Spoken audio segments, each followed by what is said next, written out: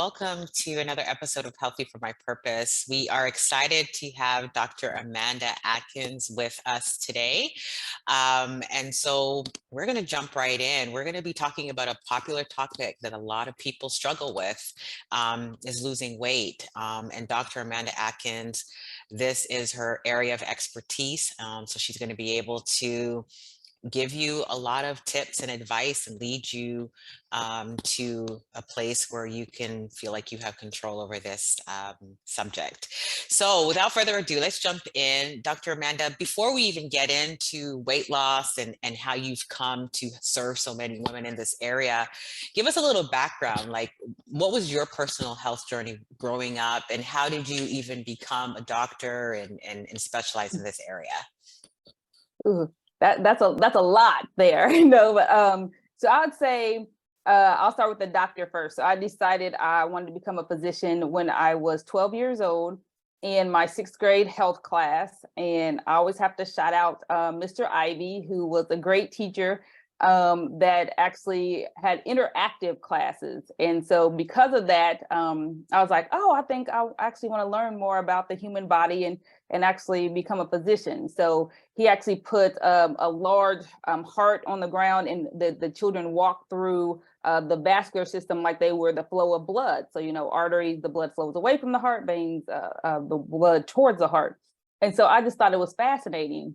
No one in my family was in medicine. And so I did, back in the day, that was probably the late 80s, go to the library and look up, okay, what does a heart doctor do? And how do you go about becoming a doctor and all that kind of stuff? So I researched that and learned on my own. And then my grandfather found out that I wanted to become a doctor. So he took me to his cardiologist at the time, who was an African-American male.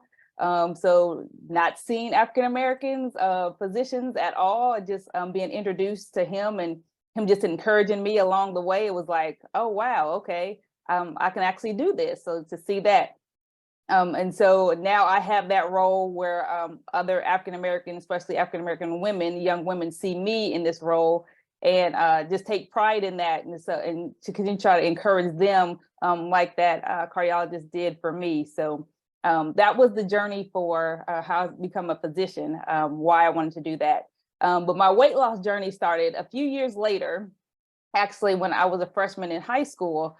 Again, during a health and gym class, we had to actually get on the scale and during a presidential physical fitness test. And I weighed 199 pounds as a 13, 14-year-old. And I was like, oh my gosh, I'm like, I can't believe this. Like, you look in the mirror, you can tell you're overweight, you don't feel good, but I didn't know the actual numbers at the time. And so that just kind of was a huge wake up call for me. And I was like, okay, I'm never going to let 2 be the first number of my weight. And so I was like, okay, what can I do to lose weight? And so what did I do first? I started exercising. So I would save my lunch money and buy the, those infomercial devices like the ab roller and the thigh master. And my sisters would be looking at me like I was crazy, but I was losing weight. So I was like, this is working. But then at the age of 16, I decided to become a vegetarian.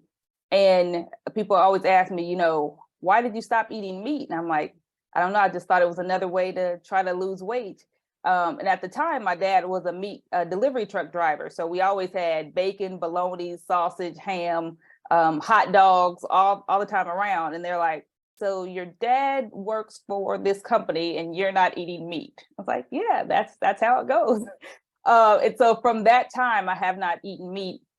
And that just kind of pushed me into the journey of trying to find lifestyle medicine, which throughout my med school residency, I never ate meat. I was still eating like dairy and cheese. And I tell people I was the junk food vegetarian, though.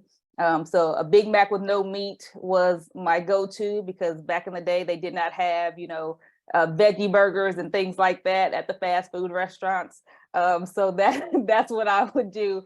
And it's funny that one of the guys I grew up with, he actually took me to McDonald's one time and I got that. And he was like, you haven't eaten meat since that time? He was like, I remember that. Cause I was like, are you serious? You really don't want meat on the Big Mac?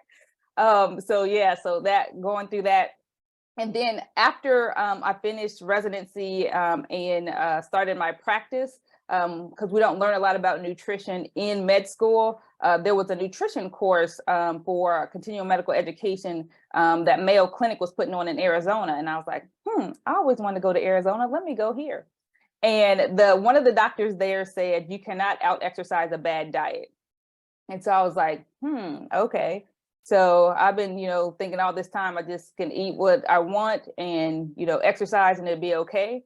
But from that time, I was like trying to figure out what was he actually talking about, because I was like, I was just there to enjoy the sunshine. So after that, I was coming back, trying to figure it out. And one of my patients actually told me about Dr. Joel Fuhrman, who wrote the book Eat to Live. And I got that book at that time. And I'm like, this is what he was talking about. And then later on, I actually came back in contact with one of the doctors and that was there and learned about more plant-based nutrition, and then led me to lifestyle medicine, because I was internal medicine managing like heart disease, diabetes, high blood pressure, high cholesterol, and learning about lifestyle things that you can do to actually help get rid of medications or reverse or not even be on medications was a great selling point for me, because I don't like medications. My patients didn't want to be on medication.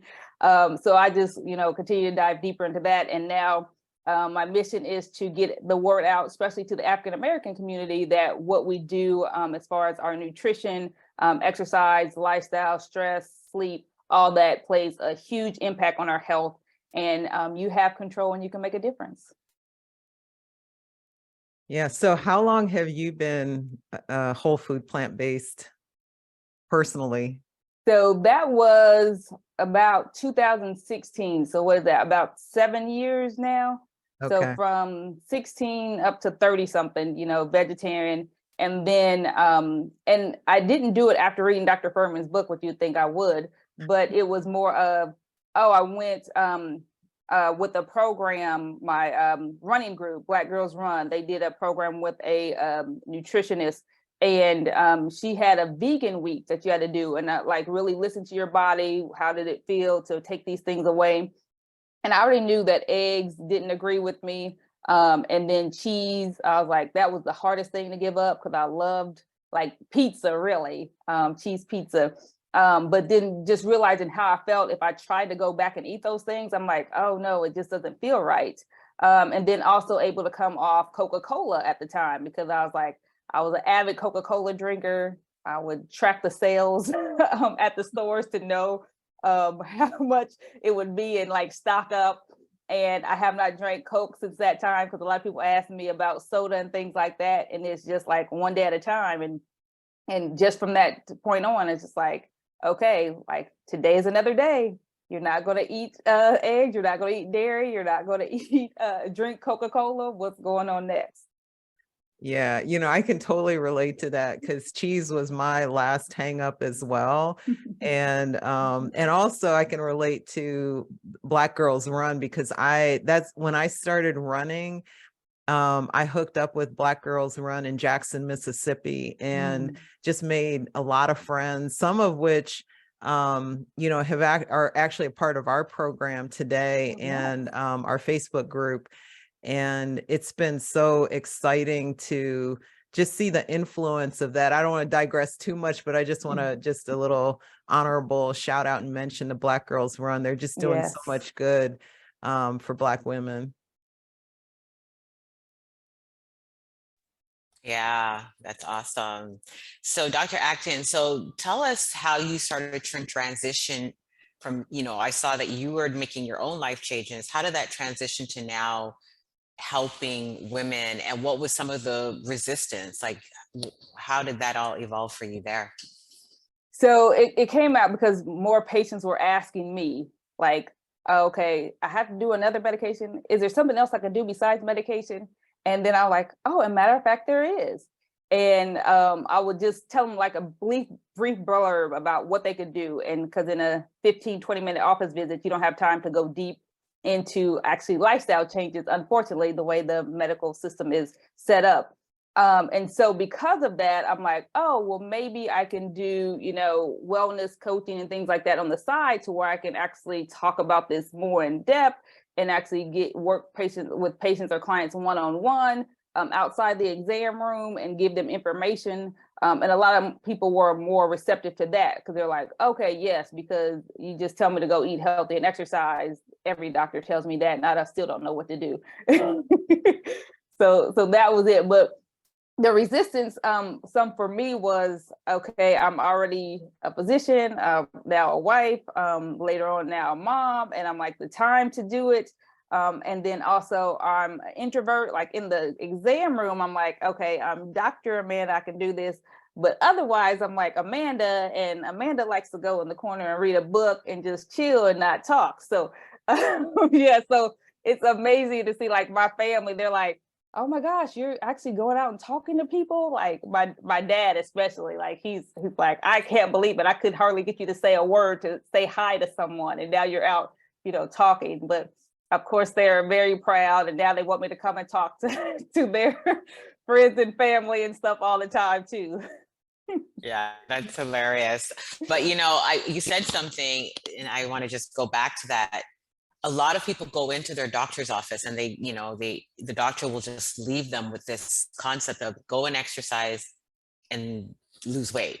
And a lot of times they come out of there not knowing, okay, where do I start? What do I do? And if you talk to a lot of people, they've tried so many different things and they feel like weight loss is one of those things that they just can't beat.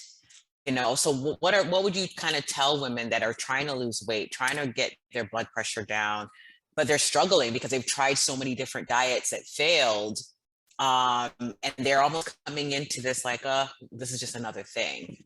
Mm-hmm. Yes, so I do get that resistance also too, where people are like, oh gosh, another diet I have to make. So the first thing I emphasize is that it's not a diet. We want to make lifestyle changes. So it's not where you have to go 100% in. I say this for weight loss. I'm going to talk about high blood pressure in a minute, but for weight loss and to learn what your body actually likes. So I usually tell them, first, let's look at what you're eating. And then what can we decide that we can take out or replace that will actually help you to where you feel like you're not deprived and you still can go on. Okay. Then I tell them, okay, so now you have that information. Now we have to figure out what is it inside of you. And I call it the conviction that I had that I saw that 2, I didn't want 2 to be the first number of my weight. And then also my family suffering from obesity as they got older and what happened to them. So those are my 2 things that whenever I want to go off track, I always like think about that. Like, okay, is it really worth me, eating chicken or worth me eating cake and ice cream all the time? Now I would say I eat cake and ice cream sometimes. I'm not like 100% good all the time. But am I able to get back on that journey that I know where I want to be long term? So if they don't have that second part, no matter what we do, it's not going to work because it's always going to be like, oh, I'm tired of doing this. I'm tired of meal prepping. I'm tired of not being able to eat what my friends eat and all that kind of stuff. Because that's usually why people go back. It's not that it doesn't work. It's that they don't have that. I don't like to say motivation, but I still like to say conviction deep inside for them to keep going. And I cannot tell them what that is. I try to help pull that out for themselves so they can actually have that. So I have a patient that now is about to be a grandmother. And I was like, okay, so you want to see your grandkids have kids, right? So every time you go and decide, I don't want to eat healthy, I don't want to exercise, I don't want to, decrease my stress, whatever it may be that's tripping them up. So think about that grandchild that's like, man, I wish my grandmother was here to help me out. And that usually kind of, goes deep for, women. But again, it has to be personalized to that person, because otherwise, in general, it won't hit them in a certain way. So we can take steps that way and then adjust their lifestyle and their diet after they have that conviction for themselves. Now, for high blood pressure, I try to go a little bit harder on them if they're really out of control. So like, we don't have time to play. We don't have time for you to think about if you're going to do this or not. because a stroke is waiting for you down the road. And I've seen this happen too many times for you, as especially like I said, Black women, to say, I'm not going to do this right now. And then you come back to me and had a stroke. And I was like, initially I was like, oh my gosh, what could I have done differently? What have I done? And I was like, I think I was being too nice. I was being too nice and trying to say, oh, well, yeah, you can change this, you can change that. And so now I'm bolder with it, because I've seen what's happened if you don't make these changes now. And I mean now, like yesterday now.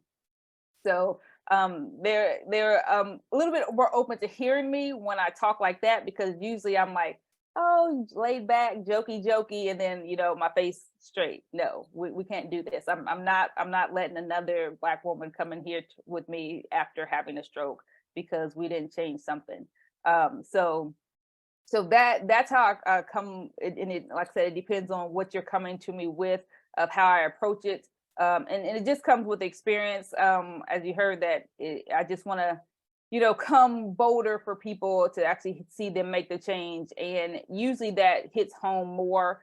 And I always like to stress too, again, that you don't have to be 100% perfect all the time, but that you're moving in the direction to where you should go, and you will definitely see a difference. And then once you start to see the difference, then that's your own reinforcement to keep going. Once you feel better, your medication's less, your blood pressure is better, your weight's starting to come down, you're starting to feel better. And so you'll continue to do it. Yeah, it very much is a dose response relationship. The more adherent you are, the more you're going to see the benefits of it. And I like to use the analogy that that sense of urgency that you talked about with hypertension in particular, because you just don't know when it's going to happen. It's kind of like an earthquake. Mm-hmm. You just don't know when it's going to happen. It's just going to happen. And versus a hurricane, like you see it coming, they start creating the cone. Yeah. For me, that's kind of like obesity. You see the cone, it's coming towards you, That's good. And so you can you have a little time to kind of get your head wrapped around it to then implement the change. At some point it's going to come. You just have to kind of prepare for it. I think, the other thing is that a lot of times, well, no, this is the question I was going to ask you. I'll save that other one for later. But I know that you're a woman of faith, and I'm curious to know, how has your faith factored into both, your personal, decision to move into this space of helping women, and how does that factor into the women you help? Yes, so that's big, because like I said, I'm Amanda that likes to be in the corner and not talk much. And after I started to make my own lifestyle changes, the Lord placed upon me is like, okay, I brought you here. And there was a lot of journeys that could have stopped me from being in a position, one. And so it's like, so you saw all those ways I made for you. It wasn't for you. It was for you to go and help someone else. And I need my women, especially Christian women, to be healthy so they can actually go to battle for me. Because I was seeing people in the church growing up and like, why are they all, overweight? Why are they always sick? Why do they all have diabetes? Why, like even my pastor growing up, like I was senior in high school, died. And I just realized now that he was only in his 40s. When you're younger, you think they're like a lot older. And I was like, oh my gosh, he was my age when he died, like my age now when he died. And I'm like, oh my goodness, I can't believe that that's, what was going on at the time. So it's like, yes, I'm showing you all that because I'm tired of my people dying because they're not taking care of their temple that I gave them. And so when I can come at it from that angle, then women, Christian women, are more apt to hearing it because they know they have that faith themselves. And it's not just, oh, I have faith that God's going to heal me. No, you have to do some things. Faith without works is dead, right? So we have to do it, So it's helped me in my message, and to actually, as I continue on, I get again bolder and bolder to just say it straight out and not be like, oh gosh, what are they going to say? Because I know they're having a fish fry next week, and I'm gonna come and tell them that they don't need to eat that, So. Oh, that's big, or something, because that really kind of gets me there when I go and talk, and I'm like, okay, don't have fried chicken as the lunch. Like I said that recently to people. They're like, no, we're going to make sure that we, get plant-based things for people so they can try it and see how it is and know that it's not like tastes like cardboard, and it can be flavorful, and that can be healthy and good. So that's big for me. I continue to, pray and meditate to go deeper myself, so I have a better understanding, because I don't have it all. Even before coming on today, I'm like, Lord, just give me the words to say to help whoever's listening. Because again, Amanda wants to go in the corner.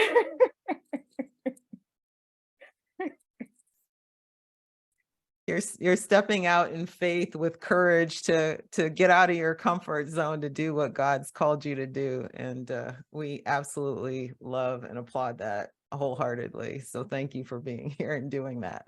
Thank you. Yes, that's so good. And so you talk a lot about, if they don't have their why, it's not going to stick. And a lot of times you're right. Like, a lot of people think it's about mastering the habits, but if your why is not rooted, those habits tend to kind of fall away.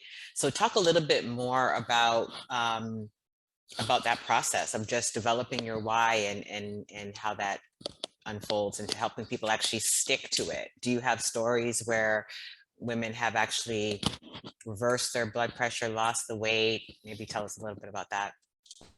Yes. So blood pressure first. I'll start with that. So I had a 5-day program that I would have people start with just an introduction to, plant-based eating, and called it a detox. So they would think that, I'll come to, go on this little diet and lose weight and see how I feel. And a lady, came in and did that, and she started to feel good, because she would always go back to what she was doing before after a while. And then she'll come back to the next program, do good, then go back. So then I actually started working with her one-on-one to actually help with blood pressure. And so every week we'll go in and say, like, what are you doing? What are you eating? What's exercising? And then stress and sleep was a big one for her. And I was like, okay, what are we going to do about that? Because I think that's what's holding you back. She liked to snack late at night, things like that, and see what was going on. Like, why are you snacking? What's going on? So the stress was a big factor for her. And so she didn't realize that. She thought it was just, oh, I'm not eating good, I keep going back. But I was like, okay, no, it's the stress. So let's figure out why you're having this stress, and then try to reverse that. So she worked deeper on that, and then realized that what she wanted was not to just get off medication, but be able to actually be around for her young children that were still in the house. And then once she started to feel better and started actually going out with her daughter, who was in track, and actually not just walk with her, but actually start to run and jog a little bit with her, something clicked in her own brain that she's like, okay, now I know what it means to actually change this, and I want to stick with it. Again, not 100%, but she's more like 80, but she's always adding more fruits and vegetables to every single meal. She's always making sure she's exercising, making sure she's getting her sleep, and making sure that she's recognizing when that stress comes on, and when she's maybe just sitting in front of the TV, why she may not grab what she used to grab, because she's like, I know I don't need that at the time. So that took a while to like really dig deep into what was going on for her and why she was doing certain things. Even though she came to the program and was doing the stuff during the 5 days, it wasn't until we worked one-on-one to really figure out what was going on, what was holding her back. So now her blood pressure is very good. It used to be in the 140s over 90s. Now it's like 120s over 70s, without like additional medication, just with the lifestyle changes. So I was so happy to see and hear that when she reported back. So that just always brings joy to my heart. The one with a different lady with weight loss. She was struggling with weight loss. She was able to lose a lot of weight with a lot of exercising, and she was doing a lot of calorie restriction. And so anytime that she had to count calories, she said that was a trigger for her whenever she tried to do it again. So that was something that she was trying to get out of, that restrictive mindset. And so coming through my program, we don't count calories. We say, you can eat all of these things in this certain category, each year you're full, and all that kind of stuff. And so that freed her up. And now she's able to meal prep like a champ and keep the weight off. because she doesn't feel restricted. And she says, she's like, people ask, are you vegan? She's like, I'm 80% vegan. But so she still eat a few things. So I always tell people, like, even like working with me, if you don't feel like you want to do it 100%, there are people that are there that are not doing it 100%. They're still seeing success in some manner. So I don't want that to deter you, because you're still healthier. So her mindset is better. Like I said, her weight is staying off. She's not influencing her family, especially her husband, to do better. And so just hearing those things keeps me inspired to keep going and, talking with women and helping them along the way. All right, nice. Thank you for that. And tell me, where are you like seeing clients? Are you licensed to practice medicine? Like if somebody were listening here and they're like, hey, I want to schedule some time with Dr. Amanda, where are you licensed and how would they do that? So I'm licensed in 3 states, California, Tennessee, Indiana.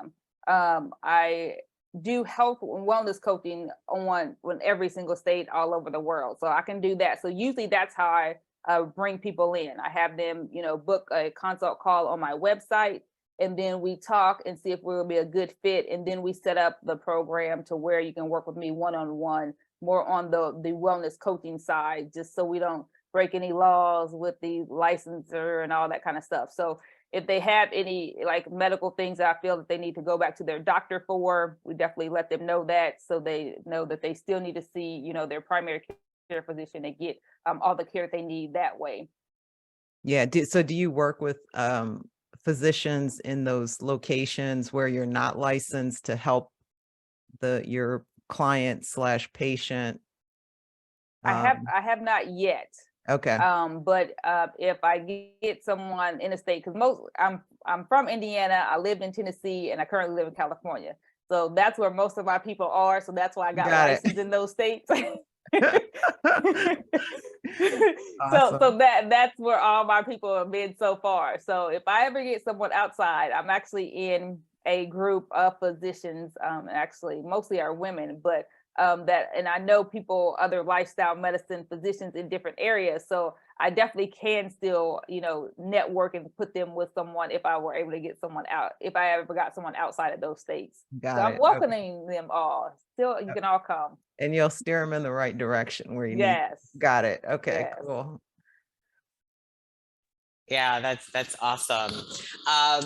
So one of the things that we talk about, we always talk about breaking our addiction to food in our Healthy Christian Woman Boot Camp.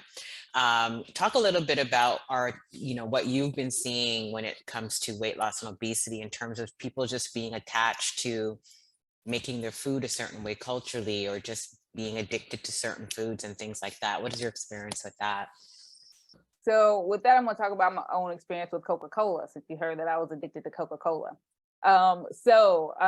From childhood, I can remember when I started drinking Coke, but it was, something that was there. People would always like, you like that? Because Coke is very strong. Coca-Cola, I always have to say Coca-Cola, so people know I'm not talking about the other drug. Compared to like Pepsi. So I was like, Pepsi just is sugar. Even though Coca-Cola is too, but I was like, I like that. And I love that taste. But what I realized as I was going through that detox program with the nutritionist is that I was using that to cover up what the other foods were doing to me. So I would drink that because the eggs made me feel, like I said, kind of queasy. Or if I had, I don't know if it was like a burger or something, and it would just make my stomach feel not right. So I was drinking that to kind of like ease that up, or I would drink it because I felt stressed. And I remember even telling my sister, calling her after a day of work, oh, it's a Coca-Cola type of day, girl. That's what I would say. And so those types of things. So I had to recognize my own triggers of what was causing me to drink that. And not to say, okay, I'm like, I have to have it. I'm addicted to that because I was using it as a crutch for something else. So once I recognized that, then I could stop it. Okay. One of my clients actually recognized that she felt like she was addicted to candy or sugar, which sugar is a big one for a lot of people, because it hits the part of the brain that's like a drug, like it hits that. And so they get that pleasure And then on their taste buds, they feel like it's so hyper, it's so extra in there, and it just like explodes in their mouth. So they get this like euphoric type feeling. They're like, oh yes, I have to have that. I want that feeling. But if they realize what they're doing it for and why, and that it's, their body doesn't need it, then a lot of people are like, okay, what am I doing? What can I do differently? And then what can I replace instead? There's a book called The Pleasure Trap, where people are always eating things that are highly processed, high in fat, sugar, and salt, that kind of reprograms their taste buds, and their food doesn't have any flavor. So if we start out, like I use my daughter as an example. So I was feeding her plant-based stuff from, ever since she started eating solid food. And so she loved having like the fruits. She still loves the fruits and, just like vegetables and things like that. But then my husband introduced her to like ice cream. And now she's like, oh, I want ice cream. I don't want to eat that fruit all the time. And so trying to like now reprogram her to see that, fruit has a good amount of sugar in itself that is sweet enough, and that natural sweetness that our body can handle without going overboard. So again, I try people recognize what are their triggers first, why are you doing it, and see what we can replace with it, so you don't feel like you have to have a certain thing. Now, as far as culturally, that's definitely a bit of a difference. So you would have to look at, what you're eating, how you're preparing it.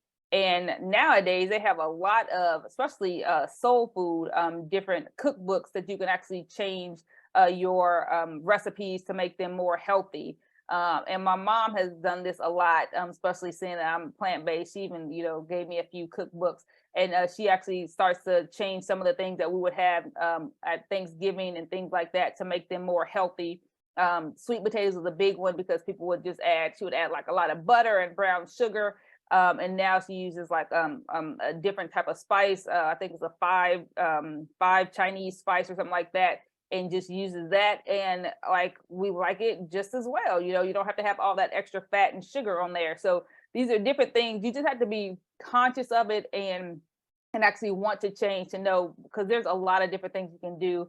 I'm not a chef. I don't like to cook, so I'll put that on someone else, my sister and my mom, to look up stuff and change that for me, and then let me know. Awesome. Awesome. So before we close out, I really want to just talk to the woman that's listening, because you mentioned something that I really connected with when you said, it's one thing if somebody comes in for obesity that you can, like Gigi calls it, the hurricane coming, but then there's another thing when we have the earthquake. I want you to speak to the woman who's in the earthquake situation, who's diagnosed with high blood pressure, who has the obesity, who may even gone to the doctor and had, some kind of issues are going on. Can you speak to that person who's in that earthquake zone on what's the urgency of them needing to change their health now? Because I think you're so right. Sometimes we have a lot of conversations around the hurricane lifestyle, but we need to talk to the earthquake today. And I just want you to kind of speak to that woman that might be listening, who needs to lose weight and needs to get her blood pressure down. What would you say to her? Yes. So first, again, I would go back to what are you living for? Like what are your long-term, where do you see yourself? Because especially with high blood pressure, like I said, with stroke being right there around the corner, what are we going to do if you have a stroke? And most people think, oh, if I have a stroke, I'll die. No. What happens if you live but can't live? Right?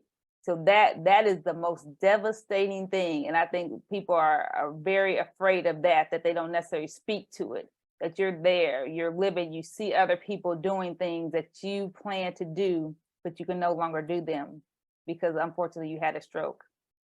And you're sitting in bed, you're now having your kids care for you at a young age when you should be helping them care for their children. So we don't want that, right? You don't want that. You can see that, you can feel that, you know someone who's been in that situation. So let's change it now. We want it to change now. Thank you for that. Well, Dr. Atkins, it was great speaking with you. We'd love to have you back, maybe on a cook and chat, even though I know you said you don't love cooking, but maybe in another capacity. We would love to have you fellowship with us, with our ladies in some way, shape, or form in the future. But it was a pleasure speaking with you. So just before we close out, where can everyone find you on social media, or what's your contact information? So social media, Dr. Amanda Adkins, and it's spelled Adkins, not the other way. And then you can find me on my website at www.dramandamd.com, and that has all my information there. Awesome. And we'll include that in the show notes as well. Thank you. Thank you.